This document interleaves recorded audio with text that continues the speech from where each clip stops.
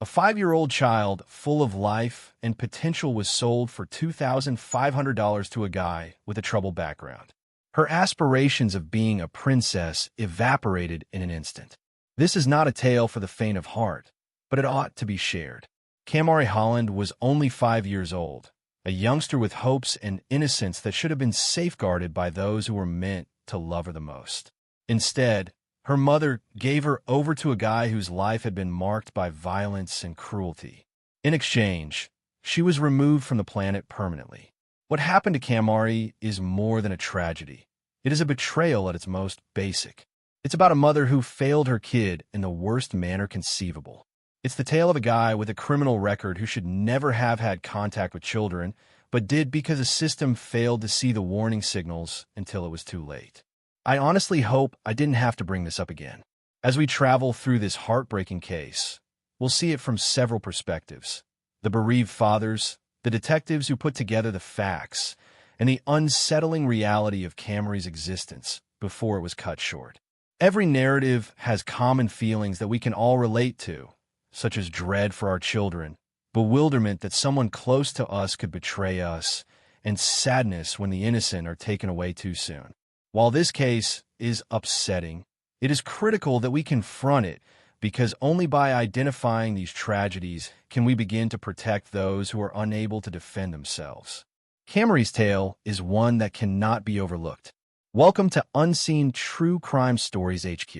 I want to thank you, my viewers, and particularly my subscribers, for your continued support as we work to improve and bring you new and untold real crime tales every day. Please remember to subscribe to this channel. Let's get started. Kamarie Holland was a tiny girl with a hopeful heart, sparkling eyes, and a grin that could brighten any room. She was 5 years old, and the world was her playground. She wasn't yet overwhelmed by life's harsh facts. In her imagination, she was a princess, just like the ones in the novels she adored. A princess with a destiny she would never witness. Kamarie lives with her father, Kamarie Holland, in Phoenix City, Alabama. Kamarie was a loving father who would do everything for his children. He was the sort of parent who was always present, getting up early, preparing breakfast, assisting with schoolwork, and ensuring Kamarie felt protected and loved. Kamarie had an unbreakable link with his daughter, one full of care and protection. Regardless all the obstacles life threw at Kamarie, he remained the constant in her life. Kamarie tried his best to be a good dad. It was not flawless, but it was adequate for Kamarie. It was more than sufficient. She enjoyed spending time with her father, who made her feel special every day. Their bond was strong, founded on trust, love, and an underlying guarantee of protection. But then came the weekend, when Kamarie would go to her mother's place. She was thrilled. She couldn't wait. For a small girl, a visit to Mom's home was exciting, particularly since it represented a respite from the daily routine. Kamarie was reluctant, as he often does, but when he saw how pleased Kamarie was, he gave in. He was certain that her mother, Kristy, would look after her. At least that was his hope. Kamarie had no idea that this would be the final time he saw his little child alive. The relationship between Kamarie's parents, Kamarie and Kristy, was complex. It lacked the love and harmony that you'd expect for their children. It was a relationship fraught with stress and strain, the result of too many misunderstandings, broken promises, and unhealed scars. Kamarie adored Kamarie, but he was also very concerned about Kristy. Kristy had her own challenges, which no kid should ever have to see. Her struggles with drug misuse were well documented, and they hampered her capacity to care for her children. Kristy was not always there when it counted the most. Her struggle to remain sober resulted in choices that Kamarie did not comprehend. Regardless of how much she cared for her children, it was evident that her addiction had taken priority. There were times when Kamarie tried to speak to Kristy about Kamarie's well-being and future plans, but it seemed like Kristy wasn't listening. Her drug issues harmed not just her relationship with Kamarie, but also her ability to be the mother Kamarie deserved. Kamarie was always concerned.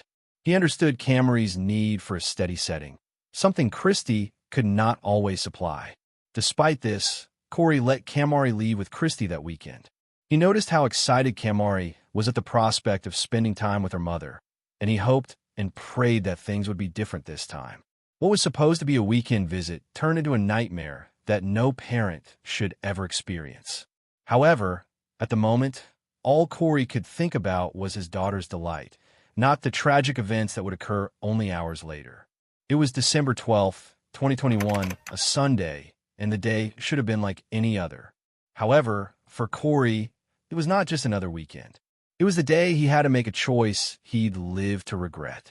Kamarie's mother, Kristy, arrived at his home to collect their daughter for the weekend. Despite the custody agreement that Corey had battled so hard for, Kristy retained visiting rights. It was always a tricky balance, and Corey knew Kamarie's enthusiasm was difficult to ignore. When his kid spotted her mother standing at the door, she virtually leaped up and down with excitement. She rushed up to Kristy, putting her arms around her with the same naive joy Corey had seen 100 times before.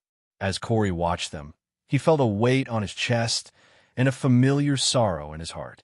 A part of him wanted to say no, to keep Kamarie near and protected. However, his love for her and desire to see her happy pushed him in the other way. Kamarie was overjoyed at the prospect of spending time with her mother, and who was he to prevent it? So he let her leave with one last kiss and wave. Kamarie was gone, eager to visit her mother. Corey waited at the door, watching them go away, dread seeping back in like a dark shadow. Kristy's house in Columbus, Georgia, wasn't big. It was a little apartment in a peaceful area, but it lacked the stability Kamarie required. When you entered within the mess, there was always a sensation of confusion, as if something was missing or that things were never completely in order. It seemed as if Kristy was attempting to keep everything together, but the strands kept falling through her fingers. On December 13th, 2021, Kristy Siple awakened to an empty home. She looked at the clock, 6 a.m.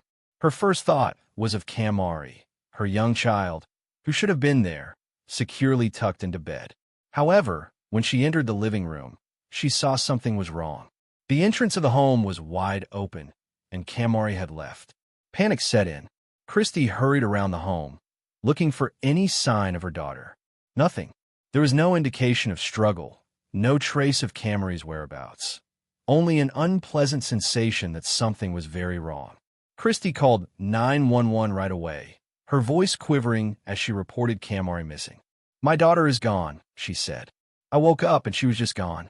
The dispatcher on the other line attempted to calm her down by asking for facts like where she had last seen Kamarie and what time she had gone to bed.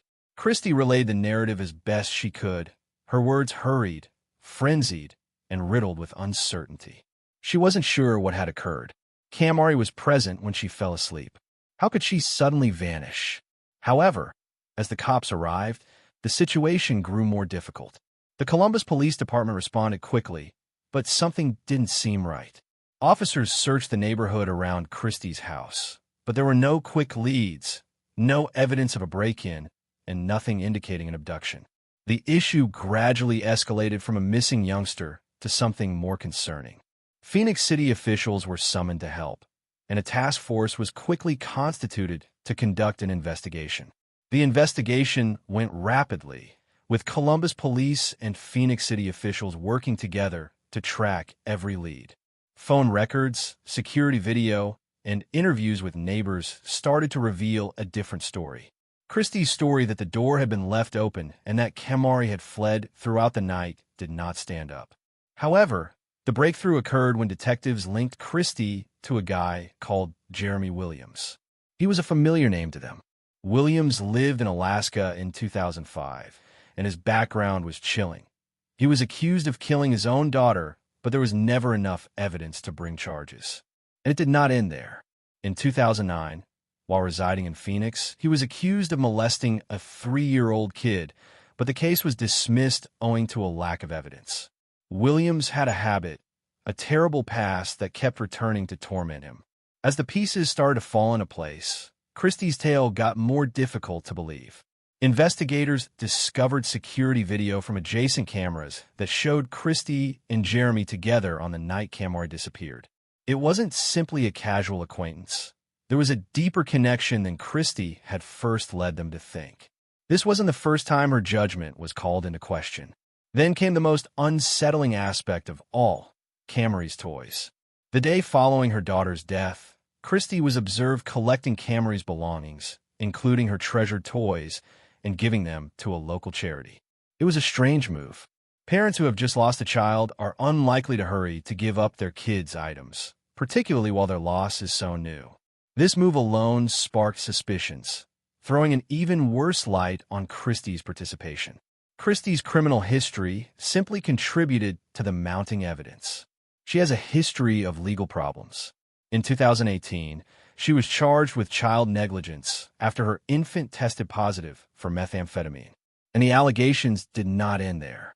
According to reports, Kristy has a history of neglecting to appear in court in child endangerment matters. It was apparent that Kristy had not been the mother Kamarie deserved. The more the police discovered, the clearer it appeared that Kristy was more than simply an unlucky mother stuck in a horrible scenario. She was a lady who had a history of making bad, often deadly, judgments. And now it seems that those judgments had resulted in the ultimate betrayal, the killing of her own daughter. The uncertainties that had swirled around her in the beginning were being replaced by a more horrific truth. Kristy had given her daughter over to a guy with a history of violence and abuse, and Kamarie was now gone for good. As the inquiry progressed, investigators realized that Jeremy and Kristy had a deeper relationship than they had previously imagined. They weren't just acquaintances, they were close. Jeremy was someone Kristy trusted and had accepted into her life. And when the police dug more, they found he may be involved in more than simply Kamarie's abduction. Could he have planned this all along, using Kristy to get access to Kamarie? The truth remained just out of grasp, but the pieces were coming into place, each more terrifying than the previous. Then, on December 14th, 2021, only one day after Kamarie's abduction, the police got a call no parent should ever receive. They discovered Kamarie's corpse. The home where they discovered her was a shell of neglect, chilly and abandoned, a place that seemed forgotten, as if the world had turned its back on it long ago. It stood on the outskirts, separated from the rest of the community, much like the tragedies that had occurred behind its walls. No one had lived there in a long time, but on that night, it became the ultimate resting place for a 5-year-old child. Kamarie's corpse was found in the basement, and the sight was both awful and devastating. She had been violently strangled with a rope, and the frigid air in the home offered little consolation to her small, dead figure. But it wasn't simply how she was slain. It was the cruelty she had suffered before to her death. This was a youngster who had lost everything, including her future, innocence, and, most cruelly, her safety. Corey, Kamarie's father, was devastated by the news. To learn that his little child, the daughter he had worked so hard to protect, had been snatched in such a terrible, senseless manner. He could not believe it. The anguish was so intense and visceral, it seemed like his heart had been torn out. He trusted Kristy. He had believed Kamarie would be secure, and now she was gone. The sadness, remorse, and disbelief had overtaken him. The community, too, was shocked. Columbus and Phoenix City had been shook to the core. They'd seen Kamarie grow up, running around the streets with the same wide-eyed excitement that all children have. They now had to accept the truth that a kid they knew was no longer alive, a girl whose life had been taken by those who were entrusted to protect her. The finding of Kamarie's corpse was a turning point in the inquiry. It was no longer about locating a lost kid. It was about obtaining justice for a little girl who had been let down by those who should have loved her most. The case was no longer simply another heartbreaking loss. It was a plea for responsibility so that the truth might be revealed, no matter how dark it was. Jeremy Williams had been on the run for a few days, but the police quickly closed in. On December 15th, 2021, little than 48 hours after Kamarie's death was discovered, Jeremy was traced down to the Bamboo Motel in Phoenix City, Alabama, a rundown establishment that you wouldn't want to stay in unless you had no other options. Jeremy had checked in only hours earlier, and when police came, they discovered him there, hidden in plain sight. The capture seemed nearly anticlimactic. There was no dramatic pursuit or frenzied escape. just the cold fact that the police knew precisely where he was, and it was only a matter of time until they apprehended him. When the cops entered his room, Jeremy did not attempt to flee. Instead, he seemed resigned, as if he knew the inevitable had arrived. They hauled him into custody, and the tension in the air increased. The questions came swiftly, and Jeremy's replies were slow and careful, as if he was attempting to hide something. However, investigators were not misled. They could see the flaws in his tale as the falsehoods began to unravel. His thoughts had already started to betray him. The questioning began with the basics. Where was he the night Kamarie went missing? What was his role? Jeremy seemed calm at first, but the veneer quickly crumbled. The guy who had been carrying the weight of his own criminal history gradually began to share more than he had planned. Jeremy revealed his participation in Kamarie's killing. However, he spoke in an uncomfortable, almost nonchalant tone. He spoke about his acts as if they were an afterthought, like they were simply another horrible thing he'd done in a long succession of bad judgments. What surprised detectives was not simply his admission, but the disturbing specificity of his confession. He felt no guilt, just a weird, icy indifference. Jeremy talked about Kamarie as if she were simply another victim in his cycle of violence, no different from the others he had injured over the years. His history of sexual assault was more than just a rumor. It was a well-documented path of agony that spanned years, resulting in far too many victims and ruined lives. As the interview progressed, the cops pressed harder. They wanted to know not just about Kamarie, but about everything Jeremy had done. His participation in other cases, which had been dismissed but continued to plague him, were now being reopened. Jeremy's arrest had refocused the spotlight on him, and detectives were starting to put together the whole picture of his depravity. They knew he was involved in multiple previous crimes, including unresolved murders and abuse cases dating back over a decade. What's the unsettling thing? Each time, Jeremy had slid through the gaps with just enough doubt and deception to walk free. But everything was changing. With the confession out in the open, the police were eager to investigate further to connect the dots between his history and the atrocities he had committed. His days of hiding were done. As the inquiry progressed, officials discovered more than simply Jeremy Williams' terrible participation in Kamarie's murder. They quickly identified Kristy Siple's deeper participation in the crime, including her complicity in the human trafficking of her own daughter. She had not only permitted Kamarie to accompany Jeremy, she had deliberately sold her daughter for money, making a choice that would cost Kamarie her life. The revelation struck the neighborhood like a freight train. Kristy, the mother everyone assumed was a victim, was proven to be an active participant in her daughter's misery. It wasn't simply carelessness or bad judgment. Kristy had willingly given her kid over to a guy with a criminal record, a man who would do awful things to Kamarie. And for what? Kamarie lost everything in a rapid money deal. The shock was profound. Nobody could believe that a mother, who was supposed to defend her kid at all costs, could betray her like way. Kristy's behavior were terrible. People couldn't comprehend how a mother could accept, much alone actively facilitate, such a heinous conduct. It damaged the community's feeling of safety and confidence in those they believed they knew. Corey was devastated by the discovery.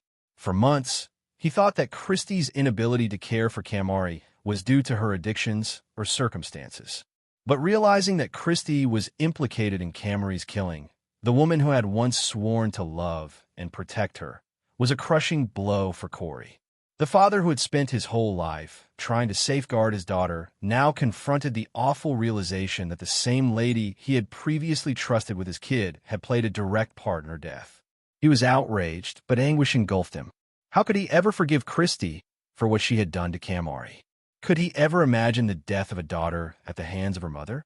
But when the matter progressed to court, the legal ramifications began to emerge. Jeremy Williams' trial started with an unusual plea. He did not dispute his crimes, but rather pled not guilty due to mental illness or defect. The public's response was quick and harsh. They wanted him to suffer the full consequences of his misdeeds. The thought that he might avoid culpability for his actions because of his mental condition sparked outrage. His appeal failed to alter popular opinion. People who had been following this story from the beginning wanted justice, and they were not going to let a legal loophole enable this guy to escape his punishment. Jeremy Williams was accused with a number of severe felonies, including first-degree capital murder, people trafficking, and corpse abuse. On April 24, 2024, Jeremy Williams was sentenced to 4 death sentences for the murder and torture of Kamarie Holland. He will most certainly spend years on death row before being executed, given the procedure takes time in the United States. In more recent news, Williams was said to be appealing his sentence in December 2024, with the state funding his defense counsel. Kristy's court case took an unexpected turn. In a surprising move, she pled guilty to human trafficking. She did not defend the allegations, and the entire scope of her involvement in the crime was exposed for everyone to see. She faced significant accusations, but the worst part was the possibility of receiving a low sentence. As the allegations were read, several individuals in the courtroom were stunned. How could a woman who sold her own kid, allowing for horrendous torture and death, be sentenced to just 20 years in prison? It seemed like a smack in the face for Kamarie's memory and for Corey, who had worked so hard to keep his daughter safe. The public's wrath was great. Many individuals believed Kristy deserved far more than just 20 years. How could society allow someone who had committed such a horrific act to get such a light sentence? People were outraged not just at Kristy, but also at the legal system, which seemed to fail Kamarie at every point. It was a smack in the face for everyone who knew Kamarie and felt she deserved a shot in life. Kamarie Holland's pain was beyond anything anybody could completely comprehend until they had experienced it. It was a silent type of anguish, the kind that grips your chest and refuses to let go.